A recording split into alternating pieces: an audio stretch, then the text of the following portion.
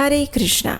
भगवान श्री कृष्ण को प्रिय है तुलसी महारानी और उनके साथ प्रत्येक वर्ष उनका विवाह संस्कार करवाया जाता है, जिसे हम तुलसी विवाह के नाम से जानते हैं। भगवान श्री हरि के शालिग्राम स्वरूप के साथ तुलसी महारानी के विवाह प्रसंग का पालन हम प्रत्येक वर्ष कार्तिक मास के शुक्ल पक्ष की एकादशी पर करते हैं। तुलसी विवाह का ये पर्व कार्तिक मास के शुक्ल पक्ष की एकादशी से आरंभ होकर कार्तिक मास की पूर्णिमा तक के बीच में सभी दिनों में किया जा सकता है। हमारे शास्त्रों में वर्णन आता है कि जो भी मनुष्य तुलसी महारानी की सेवा पूजा करता है, उनके ऊपर भगवान श्री कृष्ण की विशेष कृपा और उनकी शुद्ध भक्ति प्राप्त होती है। तुलसी महारानी का सेवन, पूजन, अर्चन मनुष्य को आध्यात्मिक जीवन में प्रगति करने वाला बताया गया है।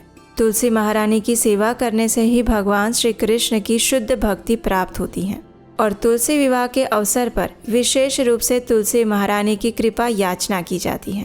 तो चलिए आज के इस वीडियो में जानते हैं कि इस बार आने वाले तुलसी विवाह के पर्व पर अपने घर पर सरल विधि से, शास्त्रोक्त विधि से हम कैसे तुलसी विवाह करवा सकते हैं। आइए आज का तुलसी विवाह व्रत विधि वीडियो आरंभ करते हैं। तुलसी देवी का विवाह, कन्यादान इत्यादि करवाने के लिए संध्या, गोधूली, बेला का समय श्रेष्ठ माना गया है। तो आप अपने स्थानिक समय और परंपरा के अनुसार एकादशी से लेकर पूर्णिमा के बीच में किसी भी दिन योग्य शुभ मुहूर्त में तुलसी विवाह करवा सकते हैं। चलिए अब देखते हैं कि घर पर तुलसी विवाह करने की सरलतम और शास्त्रोक्त विधि कौन सी है। श्री कृष्ण प्रिया तुलसी देवी की पूजा आराधना करने से हमें भगवान श्री कृष्ण की शुद्ध भक्ति प्राप्त होती है। जो व्यक्ति भगवान श्री हरि के अंगों से उतरी हुई प्रसाद रूप तुलसी को धारण करता है, वो कभी भी यमलोक नहीं जाता। तुलसी देवी की कृपा से उसे वैकुंठ में स्थान प्राप्त होता है। प्रतिदिन तुलसी देवी का दर्शन या स्पर्श करने मात्र से ही व्यक्ति के समस्त पाप नष्ट हो जाते हैं और जो भी व्यक्ति परम पावन भक्ति प्रदायिनी तुलसी देवी का विवाह भगवान शालिग्राम से करवाता है, उसे अपने आध्यात्मिक जीवन में प्रगति प्राप्त होती है और इसी मार्ग पर चलते हुए वो भगवान श्री हरि विष्णु की शरण प्राप्त करता है। तुलसी विवाह एकादशी पर किया जा सकता है या द्वादशी पर भी कर सकते हैं। शास्त्रों के अनुसार तुलसी विवाह का पर्व कार्तिक मास के शुक्ल पक्ष की देव उठनी एकादशी से लेकर कार्तिक पूर्णिमा के बीच कभी भी कर सकते हैं। ये 5 दिन तुलसी विवाह के लिए श्रेष्ठ माने गए हैं, इसलिए मन में कोई भी संशय रखे बिना आप भी इसमें से किसी भी दिन तुलसी विवाह कर सकते हैं। तुलसी विवाह करने के लिए सबसे पहले प्रातः काल ब्रह्म मुहूर्त में उठकर स्नान इत्यादि करके फिर घर और मंदिर को स्वच्छ कर लेना चाहिए। फिर जहां आप तुलसी विवाह करना चाहते हैं उस स्थान को भी स्वच्छ करके गंगा जल छिड़कना चाहिए और उसे पवित्र कर लेना चाहिए। घर में रंगोली बना सकते हैं और फूलों से पूरे घर को भी सजा सकते हैं। जिस तुलसी देवी की विवाह विधि करनी है उनके गमले को स्वच्छ कीजिए, उन्हें गेरुआ रंग से रंग दीजिए और उसके बाद उन्हें सुंदर वस्त्रों से सुशोभित करना चाहिए।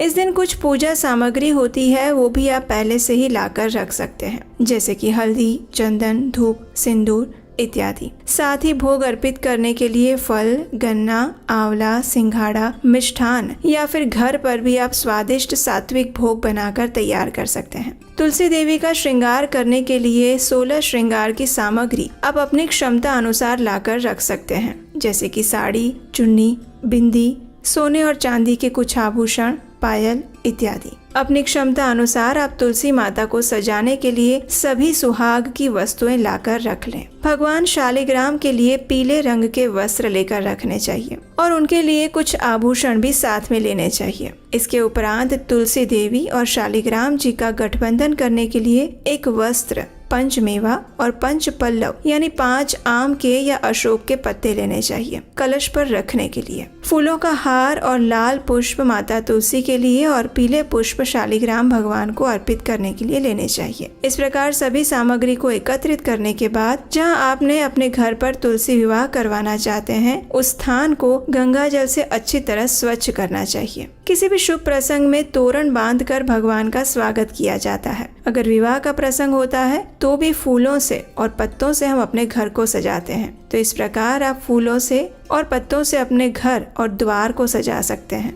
जितनी भी क्षमता हो उसके अनुसार, लेकिन मन को प्रफुल्लित करके प्रसन्नता पूर्वक इस पर्व की तैयारियां करनी चाहिए। अगर आप एकादशी के दिन तुलसी विवाह कर रहे हैं तो याद रहे, इस दिन आपको अन्न ग्रहण नहीं करना है। जो भी व्यक्ति तुलसी विवाह करते हैं उन्हें संपूर्ण दिन उपवास का पालन करना चाहिए और कन्यादान देने के बाद ही एकादशी प्रसाद ले सकते हैं। अगर घर में बच्चे या वृद्ध या गर्भवती महिला है तो उन्हें भी दिन के समय में एकादशी प्रसाद दिया जा सकता है, लेकिन जब तक संभव हो विवाह के दिन सभी लोगों को उपवास का पालन करना चाहिए। हमारे पुराणों में बताया गया है कि तुलसी विवाह के लिए 1 तोला सुवर्ण की भगवान विष्णु की सुंदर प्रतिमा तैयार करवानी चाहिए। अगर 1 तोले की नहीं बनवा सकते तो अपनी क्षमता अनुसार आधे या फिर चौथाई तोला की प्रतिमा बनवाएं। अगर ये भी संभव नहीं है तो आप भगवान श्री हरि की कोई भी प्रतिमा या फिर शालिग्राम स्वरूप ले सकते हैं। प्रतिमा या शालिग्राम न मिलने पर श्री हरि का चित्र भी लिया जा सकता है, लेकिन ध्यान रहे उस चित्र में सिर्फ भगवान विष्णु ही हो। कुछ लोग इस विवाह के लिए अपने घर के लड्डू गोपाल को भी श्री हरि स्वरूप मानकर विवाह करवाते हैं। अब प्रातः काल में ही भगवान श्री हरि की प्रतिमा और तुलसी देवी को एक साथ रखकर उनकी प्राण प्रतिष्ठा करें।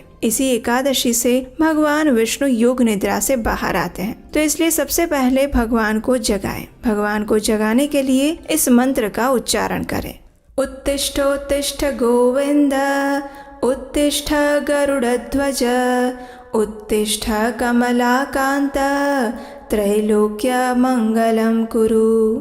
अर्थात हे गोविंद उठिए उठिए, हे गरुड़ध्वज उठिए, हे कमलाकांत निद्रा का त्याग कर तीनों लोकों का मंगल करिए। इस प्रकार भगवान को जगाने के बाद संध्या समय में गोधूली बेला में ही तुलसी जी और शालिग्राम का विवाह किया जाता है। परिवार के सभी सदस्य स्वच्छ वस्त्र धारण करें और विवाह के स्थान पर एकत्रित हो जाएं। उसके बाद तुलसी जी और शालिग्राम को एक मध्यम उच्च आसन पर लाल या पीले रंग का वस्त्र बिछाकर स्थापित करें। तुलसी देवी को अपनी क्षमता अनुसार सुंदर वस्त्र और आभूषणों से सजाएं। ध्यान रहे कि तुलसी जी और शालिग्राम को एक साथ विराजित किए जाते हैं और दोनों का आसन एक साथ ही होना चाहिए, एक ही स्तर पर होना चाहिए। शालिग्राम शिला को तुलसी जी के दाईं ओर रखना चाहिए। भगवान की स्थापना करते समय आप इस मंत्र का उच्चारण करके भगवान का आवाहन करें। आगच्छ भगवन् देव अर्चयिष्यामि केशव, तुभ्यं दास्यामि तुलसीं सर्वकाम प्रदो भव। अर्थात हे केशव आइए देव, हम आपकी पूजा कर रहे हैं, आपकी सेवा में तुलसी जी को अर्पित कर रहे हैं, कृपया आप हमारे मनोरथों को पूर्ण करें। इसके बाद दीपक प्रज्वलित कीजिए और जिस प्रकार विवाह में सर्वप्रथम गणेश स्थापना की जाती है उसी प्रकार आप भी सबसे पहले गणेश जी की पूजा और स्थापना करें। इस प्रकार तुलसी जी और शालिग्राम को विराजित करने के साथ कलश की भी स्थापना कर लीजिए। क्योंकि हम कोई भी धार्मिक या विवाह का प्रसंग करते हैं तो सबसे पहले कलश स्थापना अवश्य करते हैं। इस कलश स्थापना के लिए एक स्वच्छ कलश में शुद्ध जल में गंगा जल मिलाकर भर लें। उसमें एक सिक्का, सुपारी और हल्दी की गांठ रखकर कलश की स्थापना करें। कलश के ऊपर पंच पल्लव यानी कि अशोक के 5 पत्ते या फिर आम के 5 पत्ते रखें। उसके बाद तुलसी देवी और शालिग्राम की पूजा करें। उनका आवाहन करने के बाद 3-3 बार अर्घ्य, पाद्य और विष्टर का उच्चारण करके बारी बारी से भगवान को अर्पित करें। फिर भगवान को आचमन कराएं। इसके बाद कांस्य के पात्र में दही, घी और मधु अलग अलग बर्तन में रखकर उसे कांस्य के पात्र से ही ढक दें। अब भगवान को अर्पित करते हुए इस प्रकार प्रार्थना करें। हे वासुदेव, आपको नमस्कार है, कृपया इस मधु पर्क का स्वीकार करें। उसके बाद शालिग्राम को पंचामृत से स्नान करवाएं, उनका अभिषेक करें और फिर तुलसी देवी को भी इस प्रकार जल अर्पित करें। लेकिन अगर आप पंचामृत से अभिषेक कर रहे हैं तो ध्यान रखें कि तुलसी जी में अधिक मात्रा में पंचामृत ना डालें। इस प्रकार शालिग्राम और तुलसी देवी को अभिषेक करवाएं और फिर उनको वस्त्र प्रदान करें। तुलसी देवी के लिए जो भी लाल वस्त्र लाए हैं, चुनरी है, वो उनको पहनाएं। शालिग्राम को पीले वस्त्र अर्पित करें और फिर उनका श्रृंगार करें। शालिग्राम को चंदन का लेप लगाएं, तिलक लगाएं और उनका फूलों से श्रृंगार कीजिए और साथ ही यज्ञोपवीत धारण करवाइए और तुलसी जी को भी सभी श्रृंगार की सामग्री अर्पित करें।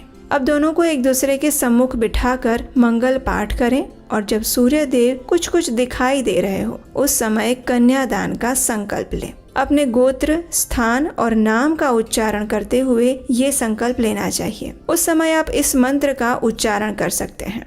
अनादि मध्य निधन त्रैलोक्य प्रतिपालक इमां गृहाण तुलसीं विवाह विधिनेश्वर पार्वती बीज संभूतां वृंदाभस्मनि संस्थितां अनादि मध्य निधनां वल्लभां ते ददाम्यहम् पयोघटश्च सेवाभिः कन्यावत्वर्थिता मया त्वं प्रियां तुलसीं तुभ्यं ददामि त्वं गृहाण भौ। अर्थात आदि, मध्य और अंत से रहित त्रिभुवन प्रतिपालक परमेश्वर, इस तुलसी को आप विवाह की विधि से ग्रहण करें। ये पार्वती के बीज से उत्पन्न हुई है, वृंदा की भस्म में स्थित रही है और आदि, मध्य और अंत से शून्य है। आपको तुलसी बहुत प्रिय है, इसलिए इसे हम आपकी सेवा में अर्पित कर रहे हैं।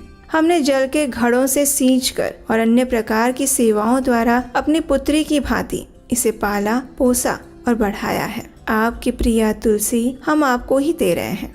हे प्रभु, कृपया इसका स्वीकार करें।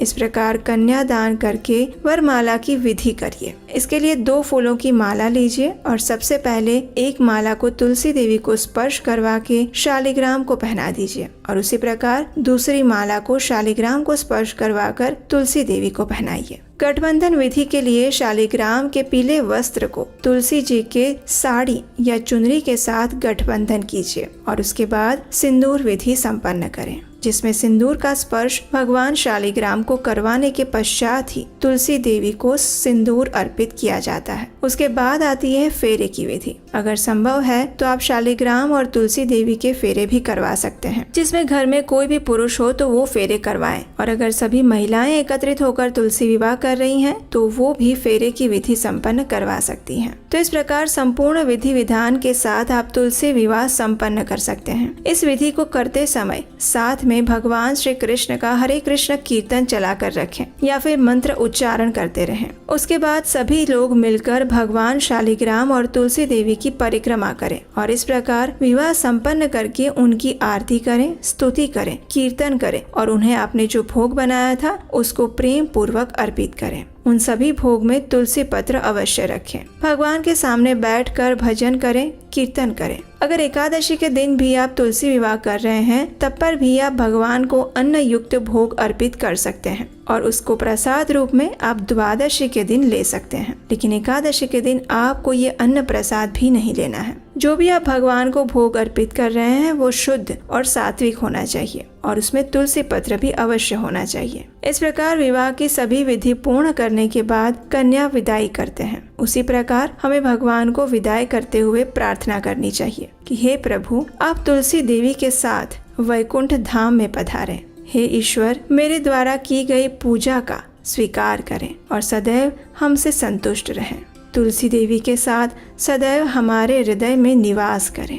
कुछ स्थानों पर ये विदाई की विधि अगले दिन प्रातः काल में की जाती है और कुछ समय पर संध्या में ही इसे किया जाता है। तो आप अपनी स्थानिक परंपरा के अनुसार इस विधि को संपन्न कर सकते हैं। तुलसी विवाह की विधि पूर्ण करने के बाद आपने जो भी कन्यादान के समय दक्षिणा या उपहार रखे हैं उसका दान कर देना चाहिए। ऐसा करने से मनुष्य कृतार्थ हो जाता है। तुलसी विवाह करके कन्यादान का पुण्य फल प्राप्त कर लेता है। तो ये थी तुलसी विवाह की सरल और शास्त्रों में बताई गई विधि। इसके उपरांत अगर आप अपने स्थानिक परंपरा अनुसार तुलसी विवाह करवाना चाहते हैं तो वो भी आप करवा सकते हैं। आप अपने परिवार, कुटुंब और स्थान की परंपरा के अनुसार भी शालिग्राम जी का तुलसी जी के साथ विवाह घर पर संपन्न करवा सकते हैं। तो हमें आशा है कि तुलसी विवाह की विधि से जुड़े हुए आपके सभी प्रश्नों का उत्तर आपको मिल गया होगा और इस सरल विधि द्वारा आप भगवान श्री शालिग्राम और देवी तुलसी महारानी की संपूर्ण शास्त्रों से युक्त विवाह विधि संपन्न करवा पाएंगे। अगर आपको आज का ये वीडियो अच्छा लगा है और उपयोगी लगा है तो इसे अपने मित्रों और परिवार को शेयर कीजिए। इस वीडियो को लाइक अवश्य कीजिएगा और अगर आपके कोई प्रश्न है तो आप नीचे कमेंट बॉक्स में लिखकर पूछ सकते हैं। तो चलिए इस कार्तिक मास का पूर्ण फल प्राप्त करने के लिए इस बार भगवान श्री शालिग्राम और तुलसी देवी की संपूर्ण शास्त्रोक्त तुलसी विवाह विधि संपन्न करते हैं और उन दोनों से परम भगवान श्री कृष्ण की शुद्ध भक्ति की याचना करते हैं। हरे कृष्ण।